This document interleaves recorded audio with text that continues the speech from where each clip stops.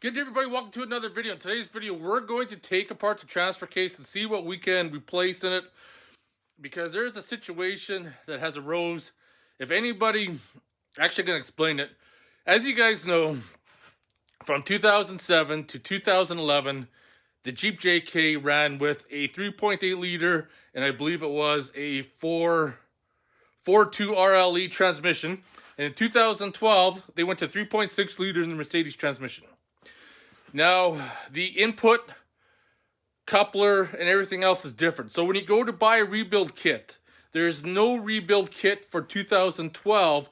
They always refer to the kit from the Jeep JK and the early stages of the Jeep JK, which poses a problem. That's the input on a 2012 newer JK that has the Mercedes transmission. That is a beefy coupler right there. Now, a while ago, I picked up a Jeep JK transfer case before I even owned a JK because I knew I was going to have one eventually, and I just wanted to have a spare. But this one here has a different input. As you can see, it's a lot smaller.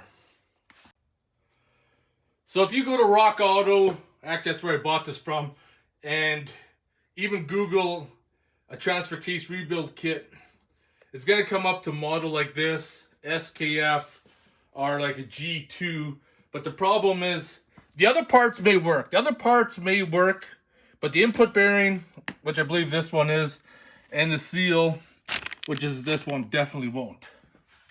Because, obviously you can tell, now that is a MP241, and then later it changed. It's a Magna powertrain, so it's actually an MP241.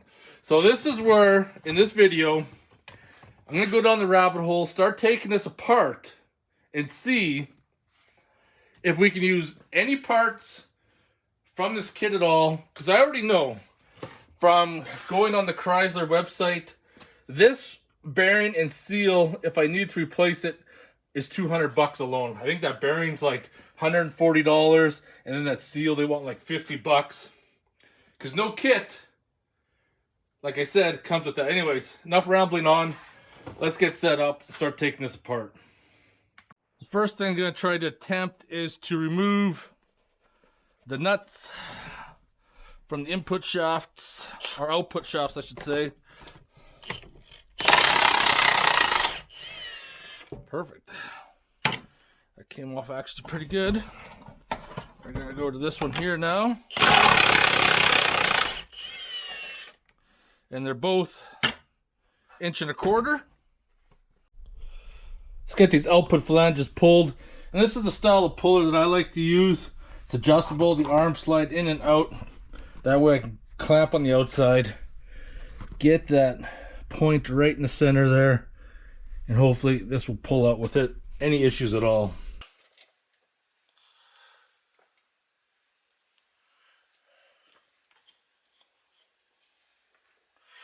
Oh, I don't even have to put the impact gun on it. I'll just tighten it up by hand.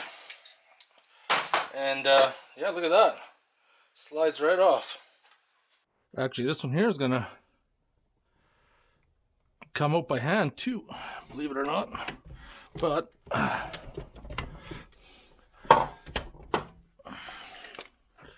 I'm just gonna put the gun on it. Spin her out. So this is the first thing I found with the kit. Now you see with the JK, it has, I don't know if you can see that big fat O-ring. Same with inside this flange here. I probably have to come to the outside. I think this one here will come out pretty easy. So you got like a big fat rubber O-ring there. And that's what prevents the oil from leaking out past. Now, the rebuild kit comes with that, which is no good to us. So when you're taking it apart, make sure you don't damage those O-rings and make sure you don't lose them. The seals look like they're the same size, so we're going to get off lucky there.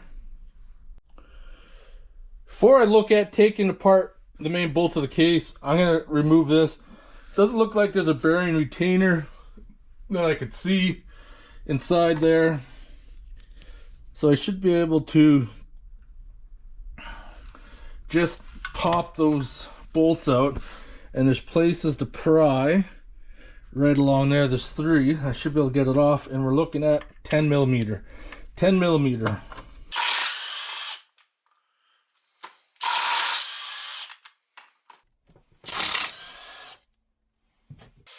Alright, I'm going to try to... Okay, yeah, we broke it. Seal broke pretty easy. So then that'll just slide off as such, and the bearing's not even in there. This is where I'm going to see one of these bearings, because I said these ones here would be the output, and hopefully will fit. And I think we're gonna be, well, yeah, it looks like the same bearing. It looks like the same bearing. I just checked the bearing. It's looking good. That is gonna fit. Now I'm gonna talk about, some people may be curious how the lubrication works. As you can see, you fill up to the bottom of this hole, so depending on how your transfer case is clocked, this will always be submerged in oil. So oil is going to come through the bearing, and you can see the drain hole right down in there. Just get a light, you guys can see that a little bit better. And then on the case, you got to make sure you line it up right, and so you got that notch right there, so the oil is going to flow through, build up in here, drain down here, and go into there, and that's how that works. One thing I want to point out is that you always got to pay attention to witness marks. Now if you look at here, you can see the outline where the silicone was, and always comes to the edge here, but there's never any evidence of silicone around the pocket. So you silicone up to here, but you don't silicone these parts. That's probably very important to pay attention to those witness marks when you take things apart. So at this part, I am ready to start splitting the case. Everything looks like it's a 10 mil, except for this deep bolt right here. It's got a 13 millimeter head. Let's start getting all those out.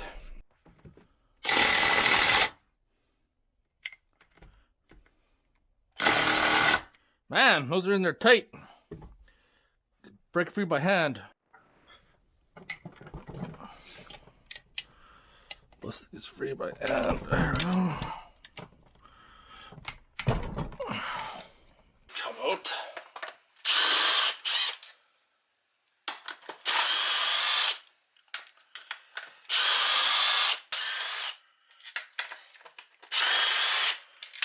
I'm gonna pull the transfer case shift sensor out just so it doesn't get damaged.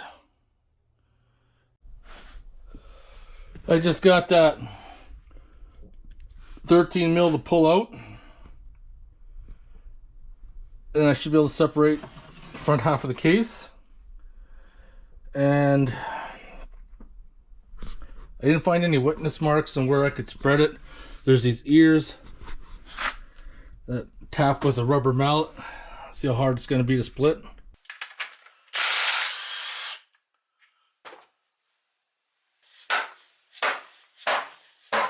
Oh yeah, a couple good hits.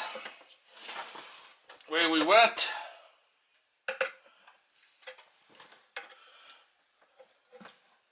How hard this is going to be. Get this case off. Should just things should just slide out super carefully. There we go. Front half of the case is off.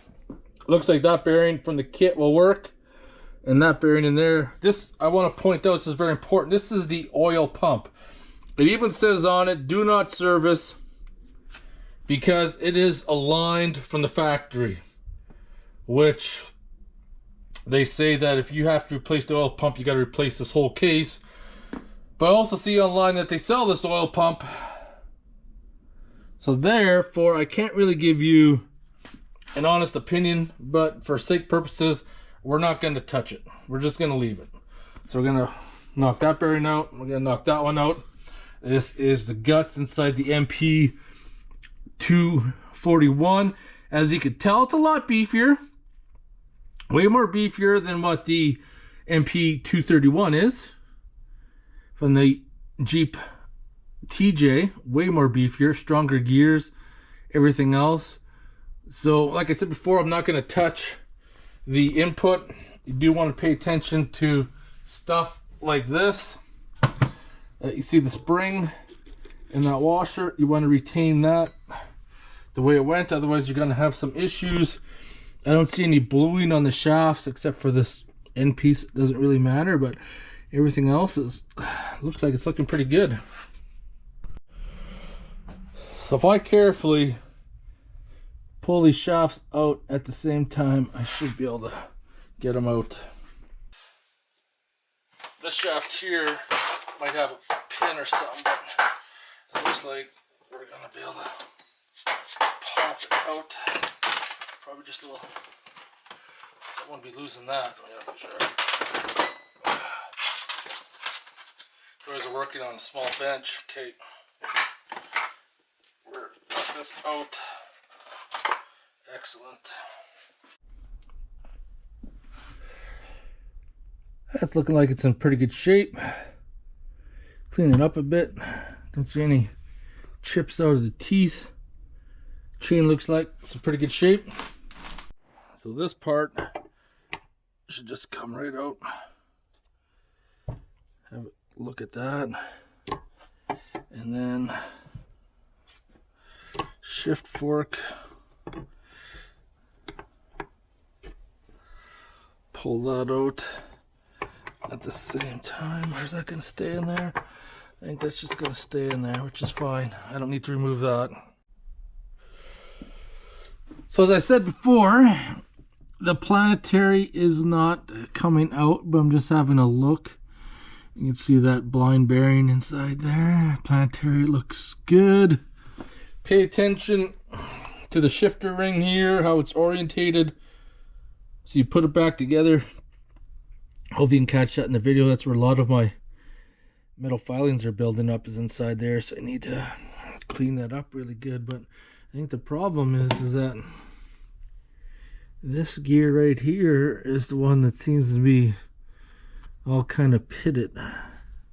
The rest of them look like they're in real good shape. And this one right here, this one right there.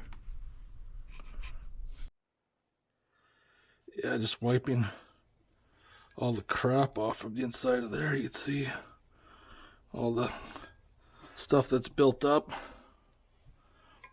The magnet doesn't look too bad. I thought there'd be a lot more gunk on the magnet, but nope, there's not. So the kit does come with new shift fork plastics, and these ones look like they're in pretty good shape. They're not brittle, cracked, or broken. Still debating whether or not I'll change those out or just leave them. I might just change them out because of the year. But this one in here, this shift fork right here, you cannot change the plastic on that, unfortunately. So that bearing in the planetary is in good shape. I'm going to remove this one, and you got that snap ring. I'm going to pop that out. I'm going to tap that bearing out and get the seal. Using a big set of snap ring pliers. Opening. Get that out of there. Come on, there we go. There we go, we're out. We're out. I can tap that bearing out. Might even come out by hand. Yeah, it's not going to take much to tap that out, that's for sure. I'm just going to flip this over. So I can tell right now that bearing's in there kind of loose. So take my punch.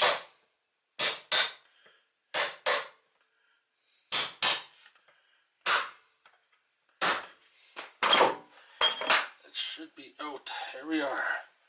We are out.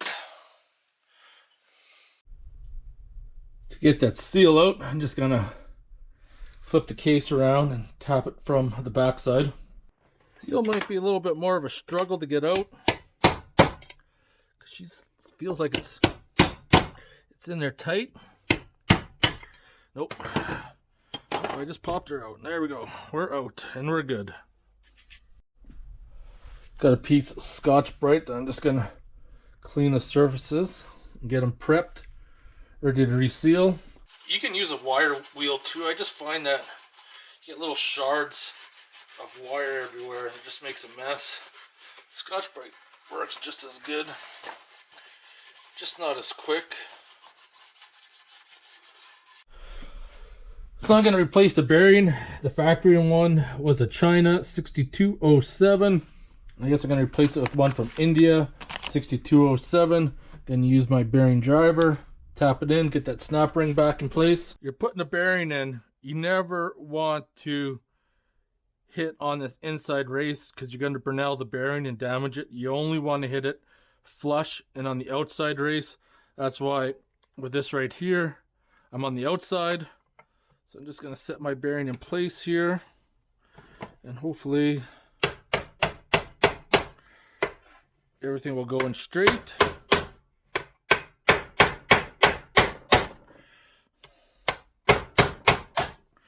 There we go. We're almost in place.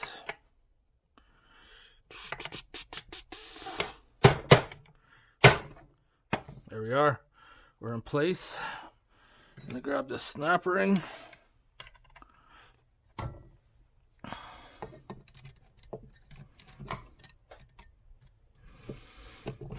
Come on.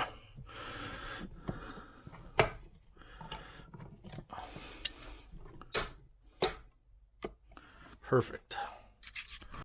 So I'm just gonna give it a light little lube of oil. It is gear oil, doesn't really matter. I just want to get some lubrication in there. Perfect. Now it comes time to put the seal in, and I'm going to use a piece of angle iron to install the seal. Usually if you have a big socket, you can fit it over top. But I don't have a socket that big, especially with this extra piece. But first what I'm going to do is I always take grease and I put it behind where the spring is, and that's going to help prevent that spring from popping out when I'm tapping the seal in. I take light film of grease and just kind of slide it around to help lubricate it, because this is going to be a little fun adventure getting this in. I take my seal, kind of set her in place. I'm going to take my piece of angle iron, and this is where I said this is going to be tricky to try to get this seal started, because it's going to start going in and then it's not going to start going in.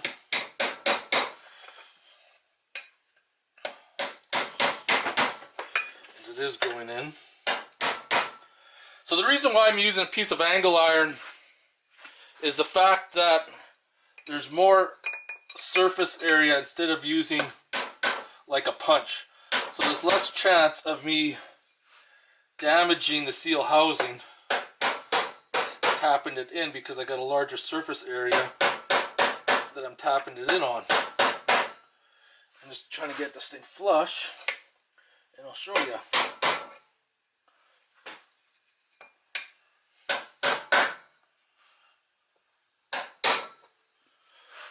And I think I'm good. And there you have it. She's flush. And like I said, you just kind of put it up against the side. Lots of surface area. Tap it down. Once you got started, she's good to go. You don't even damage it. Remember that trick for next time. So now I'm gonna tap this bearing out from the top, use a special puller for that. I'm gonna have to remove this bolt, get that pickup out, because it looks like there's a lot of metal filings in there, so we need to clean that pickup out. This one should come out easy too. Yeah, it will. It will. And it's out. That tapped out really easy. So this one here, blind hole puller, works best. Now there is other methods you can use to get that bearing out. Some people have good results. They said they heat the case and then the bearing will just tap out. Back in the old days, I savagely used a die grinder to get it out, which I don't recommend. What I do recommend is buying a kit, because if you're going to use it once, you're going to use it again, especially if you like wrenching on your vehicles like I do, because you can never have too many tools. So I'm going to use this one and this one. I'm going to insert that in there, and then I'm going to start doing this.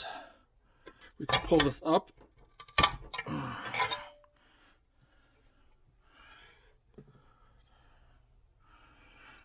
You don't want to bust the case. I don't want to stress this out because it's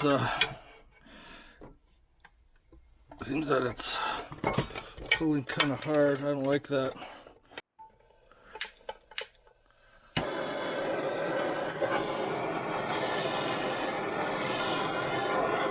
Heat her up a little bit, see if I can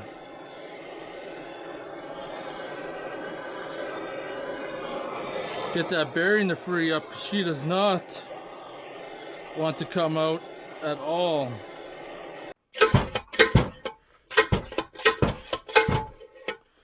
Oh, you're really stuck in there, aren't you?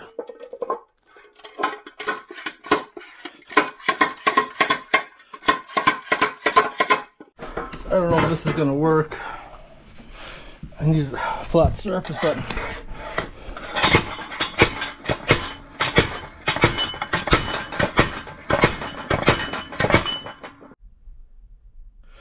she ain't budging.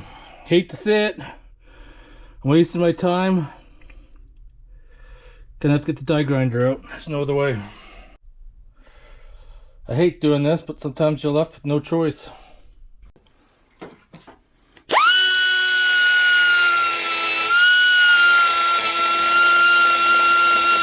I need to get that bearing cage out is the first thing. All right.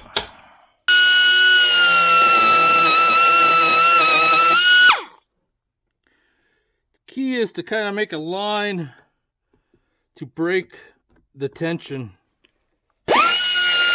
Right. We're out. We got her out.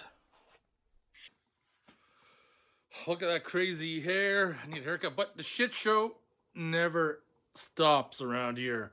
Glad that part is finished with, because it was becoming a nightmare real fast. So got it out. The only thing left to do is to clean the pickup tube, clean the housing. But this is the bearing housing right here. What I did is die grind it enough that the carrier, or the outer race, would split while removing it without damaging the housing. Yeah, this is where you got to be careful, because the original method I did try to use was put too much stress on the case. It would end up cracking the case. The slide hammer obviously did a couple methods, didn't work. Had to resort to brute force to get it out, but it's done.